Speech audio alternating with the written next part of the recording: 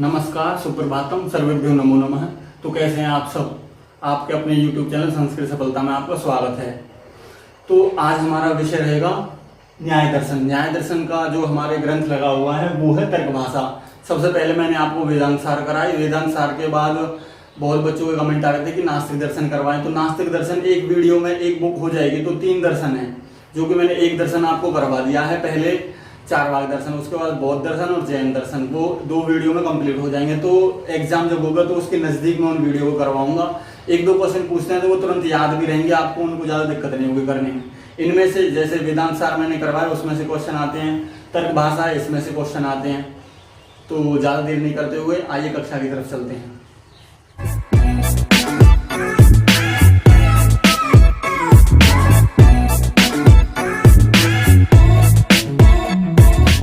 विषय है तर्क भाषा। तर्क भाषा किसका है? न्याय दर्शन का। न्याय दर्शन किसका है? न्याय दर्शन है महर्षि गौतम का।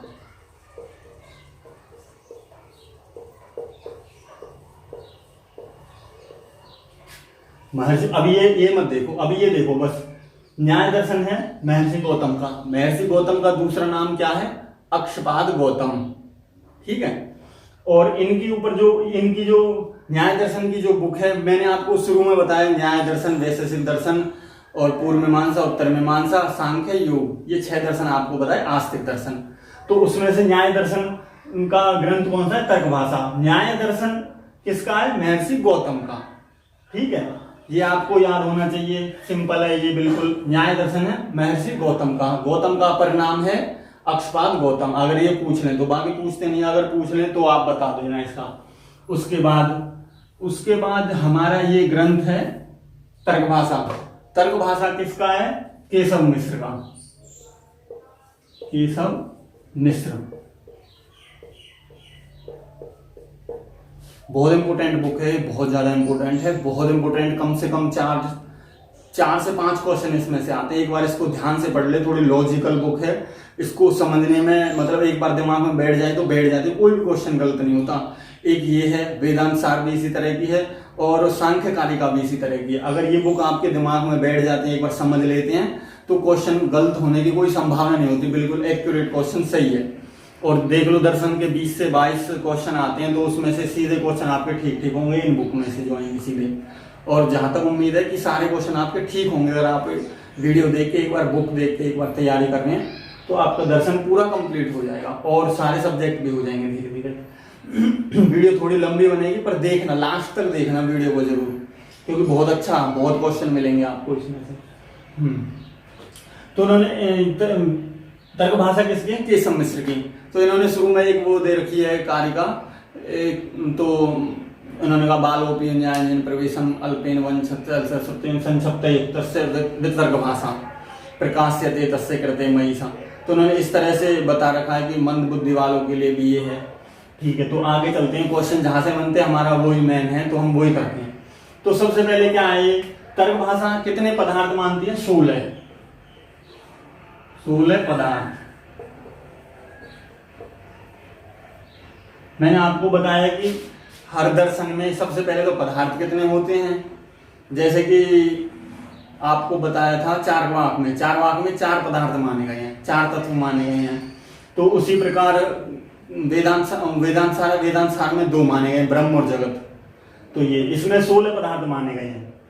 16 पदार्थ माने गए। तो इनके आधार पर फिर उसके बाद आपको बताएंगे कि कौन कौन से 16 पदार्थ हैं और 16 पदार्थों को प्रमाण कितने माने गए हैं, और प्रमाण मुख्य होता है उसको। वेदांत सार में 6 प्रमाण माने गए हैं और चारवाक दर्शन में 1 प्रमाण माना गया। इसका आगे चलकर आपको पता लगेगा कितने प्रमाण माने गए। तो इनके 16 पदार्थ कौन कौन से हैं, ये आपको क्रम से याद करना है, बिल्कुल क्रम से। जैसे कि प्रमाण, प्रमेय, संशय, प्रयोजन, दृष्टांत, सिद्धांत, अवयव, तर्क, निर्णय, वाद, जल, वितंडा, हेत्वाभास, छल, जाति, निग्रह स्थानानि, तत्व जानानि, निःश्रेषाधिगम। मतलब इनको ज्ञान करने से, इनके ज्ञान से क्या होता है? निःश्रेष है, मोक्ष, निःश्रेष बोल दिया ना, की प्राप्ति होती है। अब इनको क्रम से देख लो। प्रमाण, प्रमेय, संशय, प्रयोजन, दृष्टांत, सिद्धांत, अवयव, तर्क, वाद, जल, पात जल वितंडा हेत्वाभास छल जाति निग्रह स्थानानि। निग्रह स्थानानि तत्व जान, इनके तत्व ज्ञान से निःश्रेषाधिगमः, निःश्रेष मोक्ष की प्राप्ति होती है। तो ये याद कर लो क्रम से, एक बार आराम से इनको याद करो। प्रमाण, प्रमेय, संशय, प्रयोजन, दृष्टांत, सिद्धांत, अवयव, तर्क, निर्णय, वाद, जल, वितंडा, हेत्वाभास, छल, जाति, निग्रह, निग्रह स्थानानि तत्व ज्ञानानि निःश्रेषाधिगमः। तो इनके लिए 16 पदार्थ हैं इनके माने गए। तो अब ये 16 पदार्थ हैं, आप इनको एक बार लिख लो, याद कर लो, इनको बिल्कुल अच्छी तरह याद होनी चाहिए। तो बेसिक चीज है ये, जो एमए कर रहा है उसको याद होंगी, और जिसको नहीं है वो इनको जल्दी से जल्दी कर ले, जिसको नेट क्लियर करना है। ठीक है, तो ये आपको बुक में भी लिखे मिल जाएंगे, तो आप वहां से भी लिख सकते हो। ठीक है, तो वीडियो थोड़ी लंबी बनेगी, पर ये बहुत बहुत ज्यादा क्वेश्चन इसमें से बनते हैं, तो मैं सारे कंप्लीट करवाऊंगा। ज्यादातर बच्चों को देखते हैं कि हेत्वाभास गलत हो जाते हैं, या फिर प्रतिज्ञा हेतु, उदाहरण, उपनय, निगमन, ये गलत हो जाते हैं। मैं बिल्कुल अच्छे ट्रिक से, अच्छे तरीके से आपको समझाऊंगा। तो इन्होंने ये कहा ये 16 पदार्थ हैं, तो हमें इनका क्या करना है। तो ये कह रहे हैं कि इनका पहले में उद्देश्य क्या है, हमारा लक्षण क्या है, और परीक्षा करनी है इनकी।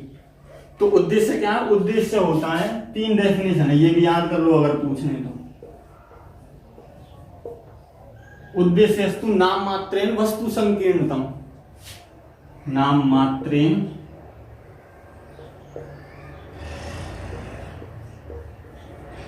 वस्तु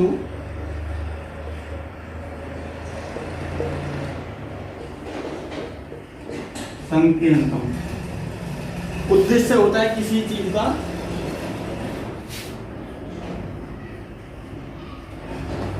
उद्देश्य होता है, अगर ये परिभाषा पूछा नहीं है पर फिर भी पूछ ले, शुरू में दे रखी है इसमें कि उद्देश्य होता है किसी वस्तु का नाम मात्र कह देना, संकीर्ण कर देना, उसकी बात कर देना। जैसे मैंने 16 पदार्थ के बारे में आपको बताया, ये उद्देश्य है हमारा इसका, तर्क भाषा को बताने का, 16 पदार्थ बताने का। तो हमारा उद्देश्य है नाम मात्र वस्तु संकीर्णतम, नाम मात्र वस्तु का कहना।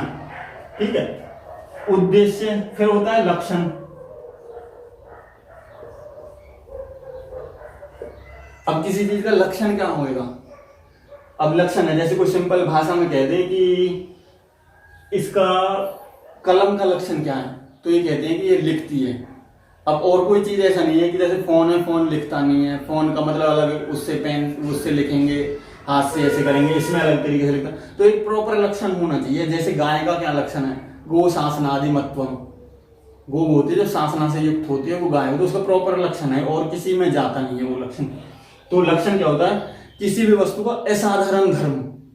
साधारण तो हर किसी में होगा, असाधारण जो होगा, जो असाधारण जो उसी के अंदर है, बस वो उसी का लक्षण होगा।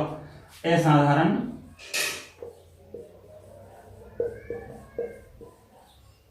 धर्म वचनम लक्षण।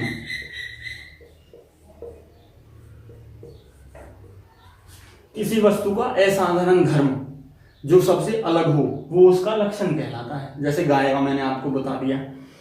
तो ये आपको इस तरह से मैं समझा रहा हूं कि आपको समझ आ जाए ये दोनों अगर पूछ लें। अब उसके बाद ये दोनों उद्देश्य, लक्षण, परीक्षा। परीक्षा बस सिंपल यही है कि जो उद्देश्य हमारा और लक्षण हमारा, दोनों को देख के हमने जो परीक्षा कर रहे हैं वो उद्देश्य, लक्षण, परीक्षा, वो परीक्षा हो जाएगी। बस उसकी कोई खास डेफिनेशन है, वो पूछते भी नहीं। अगर पूछते हैं तो लक्षण की परिभाषा पूछते हैं। वो लक्षण की परिभाषा असाधारण धर्म वचनम लक्षणम, जो असाधारण है वो होता है किसी का लक्षण। अब एक चीज बता दूं, अब लक्षण क्या है। अब जैसे ये तो इसकी परिभाषा होगी, इसका एग्जाम्पल क्या दिया था मैंने, गो शासनादि मत्वम।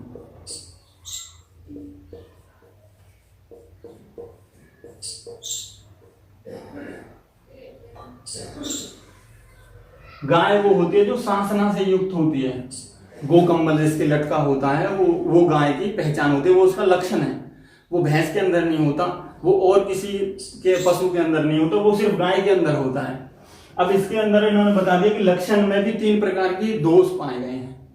अगर लक्षण में 3 प्रकार के दोष, यहां से क्वेश्चन बनता है, ये देख लो एक बार। ये लक्षण हो गया ये इसका। अब जिसके अंदर असाधारण धर्म नहीं बैठ रहा वो उसका लक्षण नहीं हो सकता। अब इसमें 3 प्रकार के दोष कौन कौन से लक्षण में? असंभव, अव्याप्ति, अतिव्याप्ति।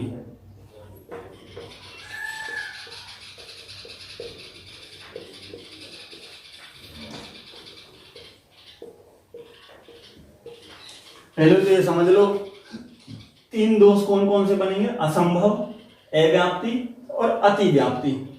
अब असंभव क्या है? जो गाय के अंदर संभव ही नहीं हो ऐसा कोई लक्षण दे दे। जैसे गाय का कोई लक्षण पूछ ले तो उसमें दे दे गो सफत, एक सफत्वम,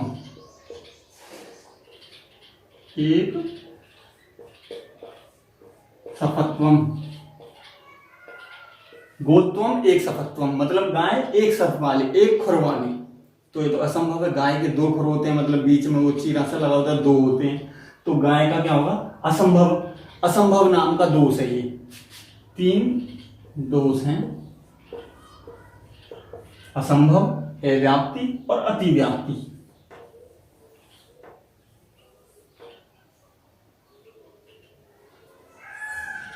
अब अव्याप्ति क्या है? जो गाय के साथ साथ अन्य में भी आता हो, ऐसा तरह गायों में नहीं बैठ रहा है ये, पूरी गायों में। ये ध्यान रखना। अति अव्याप्ति तो है कृष्णत्वम गौरलक्षणम।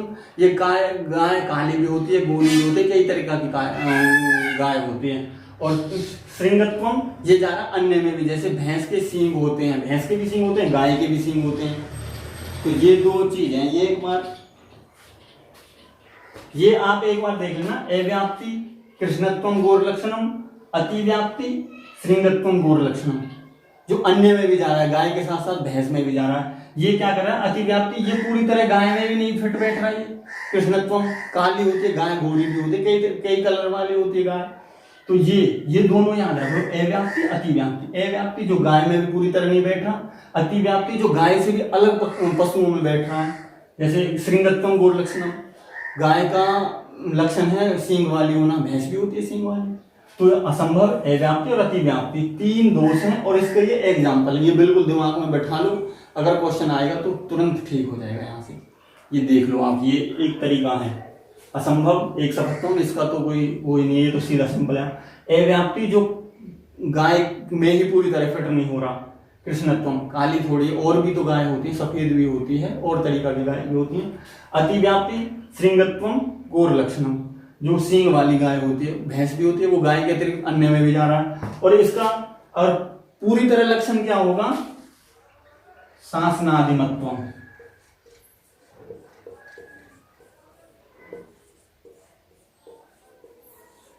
शासना से युक्त जो होती है वो गाय होती है, वो गाय का असाधारण धर्म है। जो असाधारण धर्म होता है वो लक्षण होता है। ये लक्षण में 3 प्रकार के दोष हैं। ये तर्क भाषा की एक शैली है। जैसे कि वो हेतु बताएगी, हेत्वाभास बताएगी, मतलब जो हेतु के जैसे लगते हैं, तो इसलिए ये लक्षण के जैसे लगते हैं, पर ये लक्षण में दोष हैं।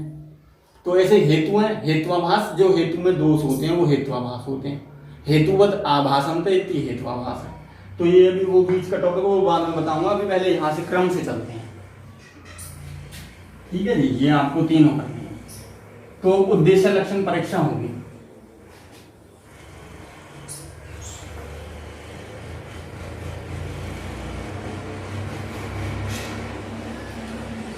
उद्देश्य लक्षण परीक्षा, और उसके बाद हमारा चलेगा, अब ये बताएंगे, अब इनका चलता है प्रमाण।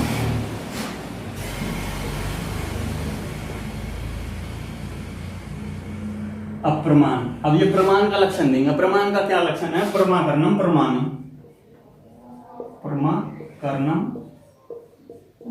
प्रमाणम। अब ये प्रमाण का लक्षण देंगे, प्रमाकरणम प्रमाणम। जो प्रमा का करण है वही प्रमाण है। ठीक है। अब प्रमा क्या है? ज्ञान। ज्ञान अगर पूछ ले प्रमा का, अगर पूछते नहीं पर वाकई सिंपल ज्ञान बता रहा हूं।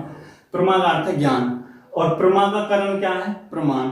अब इन्होंने देखिए हमारा लक्ष्य, अब इसमें से पूछ सकते हैं वो लक्ष्य क्या है, लक्षण क्या है। हमारा लक्ष्य क्या है? प्रमाण। और लक्षण क्या है? प्रमा का करण।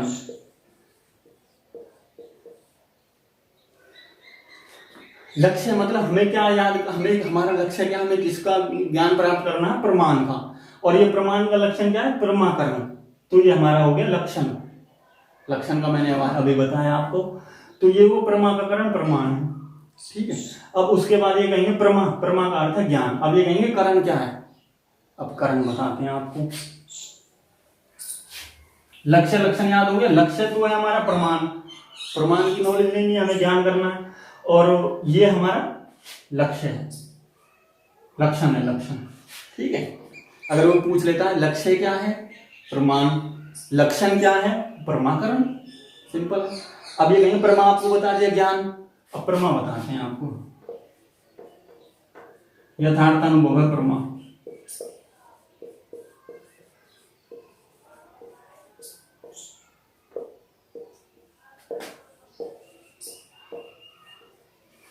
अब ये कहेंगे अगर प्रमा की डेफिनेशन पूछ ले, ये सारी इंपोर्टेंट है जो भी मैं करवा रहा हूं। ऐसा कोई पार्ट नहीं है जो यहाँ से वो क्वेश्चन नहीं पूछते, जरूर पूछते हैं। ये इंपोर्टेंट है जो मैं करवा रहा हूँ, जो नहीं करवा रहा वो नहीं है इंपोर्टेंट। जो मैं करवा रहा हूँ वो सारे इंपोर्टेंट, वो आपको करना ही पड़ेगा, चाहे आप बुक में से पढ़ लो या किसी और कहीं से भी पढ़ लो, मतलब ये आपको करना है। तो इसलिए वीडियो लंबी बनेगी, तो आपको पूरी देखनी है वीडियो बस ही। तो अगर आपने वीडियो पूरी देख ली, बुक सारी पढ़ ली, एक क्वेश्चन गलत नहीं होगा, एक क्वेश्चन।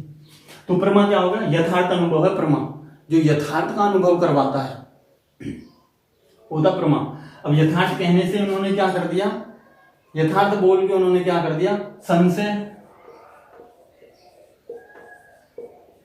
और विपर्य,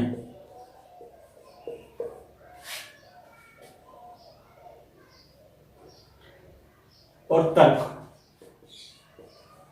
इस प्रकार का जो ज्ञान है उसका तो उन्होंने हटा दिया, उनको तो निराकरण कर दिया उनका। तो बस क्या होगा, यथार्थ का ज्ञान जो होगा, यथार्थ का जो अनुभव है वो ही प्रमा है, यथार्थ का अनुभव। अब ये पूछेंगे कि अनुभव का मतलब क्या है। अनुभव से पहले तो इन्होंने ये बता दिया कि यथार्थ कहने का अर्थ क्या है। यथार्थ कहने का मतलब जो तुरंत हाल ही में हो रहा है, ना वो संशय है, ना विपर्य है, ना तर्क है।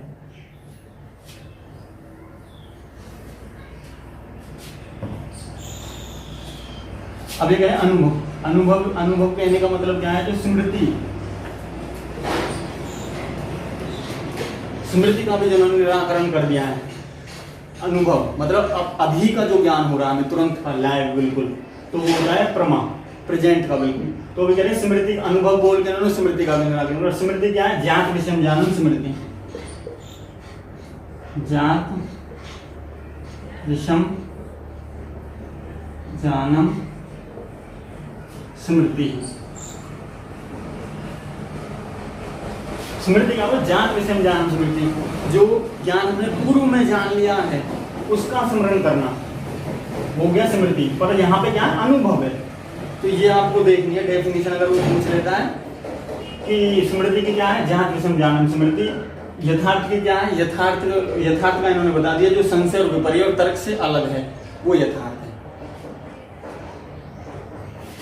ठीक है जी। अब ये प्रमा आपका हो गया, यथार्थ अनुभव है प्रमा। ये आप एक बार देख लो और ये समझ लो, यथार्थ अनुभव है प्रमा। अब ये पूछेंगे करण क्या है। प्रमा हो गया हमारा कंप्लीट। अब ये पूछेंगे करण क्या है। करण है साधकतमम कर्णम।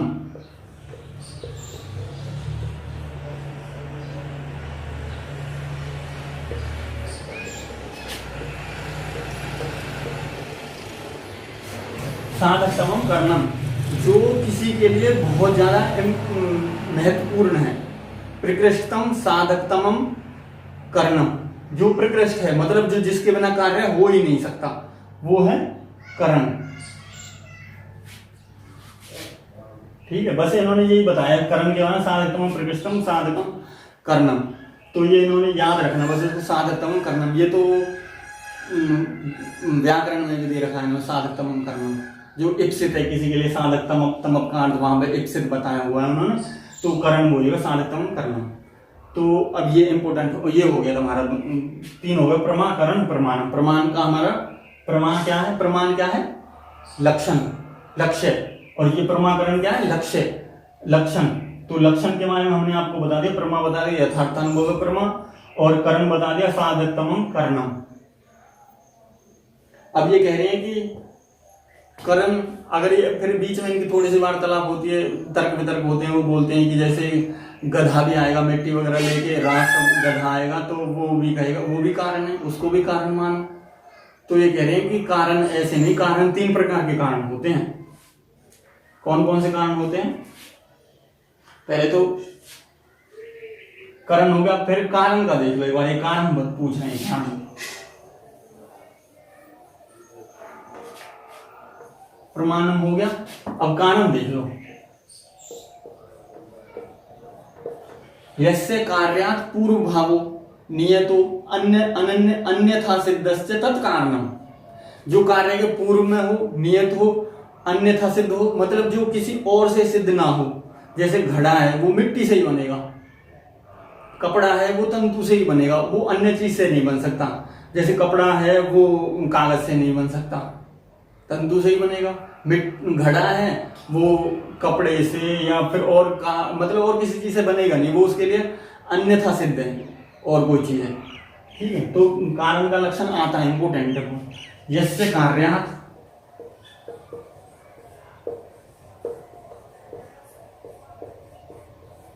पूर्व भावो नियतो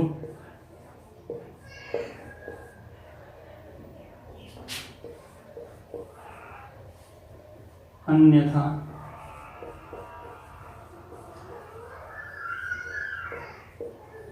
तत्कारणम।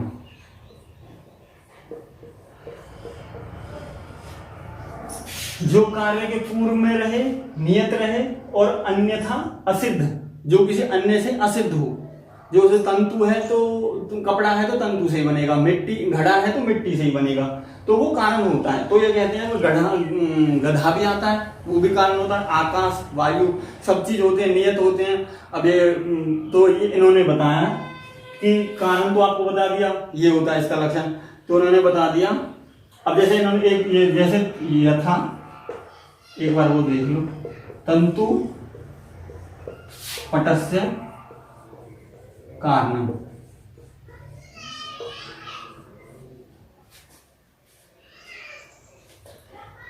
तो तंतु आदि पट का कारण होते हैं। तो ये आगे कहेंगे कि कारण तो और भी चीज होते हैं, तो अब ये बताएंगे कारण कितने प्रकार के होते हैं। ठीक है, अब इन्होंने बताने कारण। अब तर्क वितर्क तो उसमें तो टाइम खराब करना है, जो इंपोर्टेंट है वो ही बता रहा हूं। अब ये बताएंगे 3 प्रकार के कारण। कारणम त्रिविधम।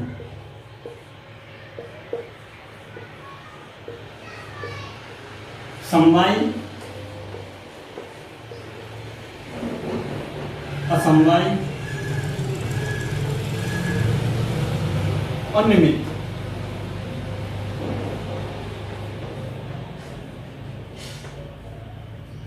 खत्म से हो रही है इसकी तो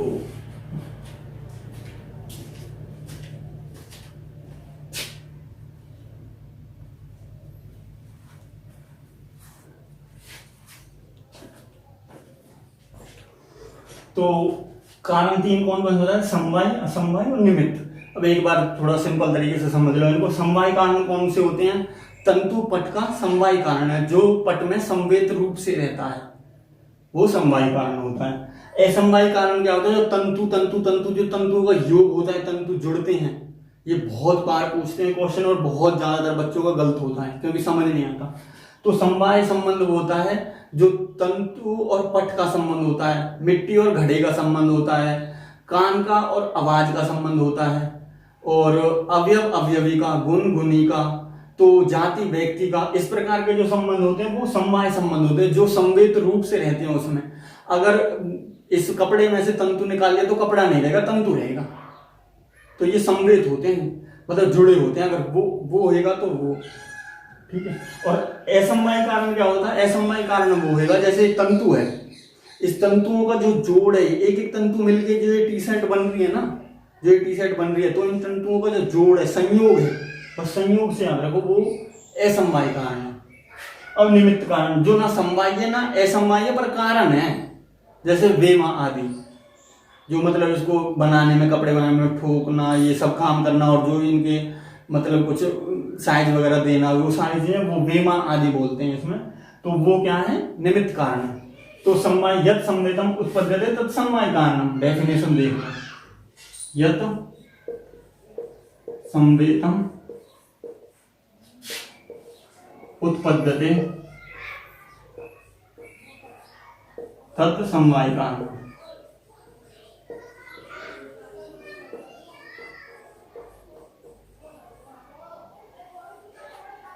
पहले आज आपको यही करवाता हूँ, मैं समवाय कारण तक बताता हूँ, उसके बाद अगली वीडियो में करवाऊंगा, क्योंकि बहुत ज्यादा लंबी हो जाएगी वीडियो।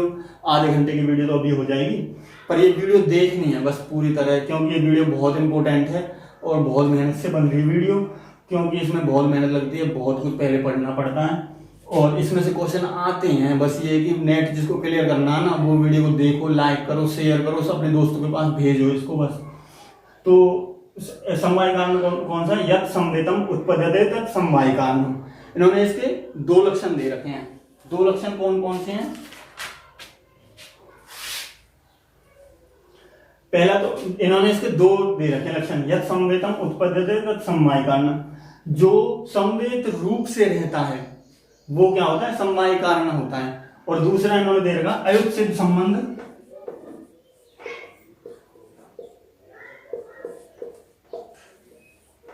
अयुत्सित संबंध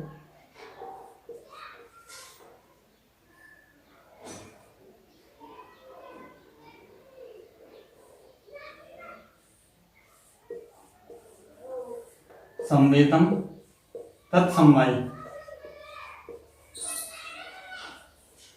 जो संवेत अयुत्सित रूप में रहता है वो समवाय संबंध होता है। दोनों में से अगर कोई से डेफिनेशन पूछ ले तो दोनों बतानी है आपको, दोनों मतलब एक कोई डेफिनेशन पूछ ले, ज्यादातर पूछ लेते हैं समवाय संबंध, ये ज्यादातर सबको याद है, यत् संवेतम उत्पद्यते, तो इसमें से पूछ लेते हैं अयुत्सित संबंध, तो ये भी क्या है, समवाय संबंध है।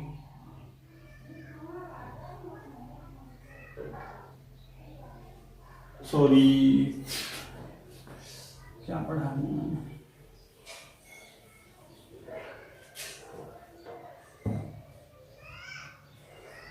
यत् संवेतम उत्पद्यते समवाय कारणम। अयुत्सित संबंध क्या है, समवाय संबंध है, समवाय संबंध, ये समवाय संबंध है, ये संबंध को दिखाता है। कौन सा ये समवाय संबंध है, जैसे जो ये कपड़ा है, मैंने बताया आपको, तंतु अगर निकाल लिए इसमें से एकम एव परे, एकम एव क्या है इसकी परिभाषा,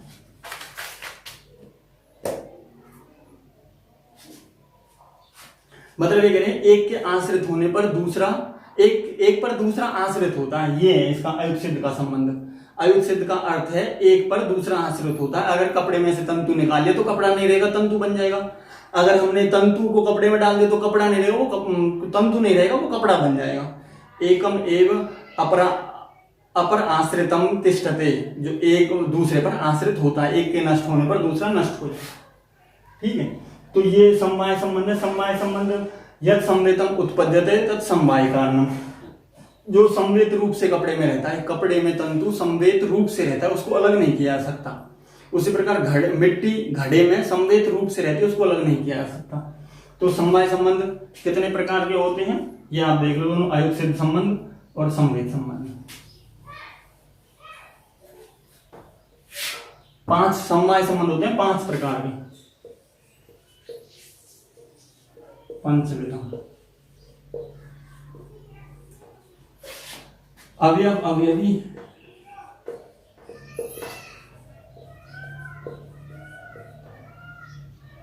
गुणगुणी, क्रिया क्रियावंतम,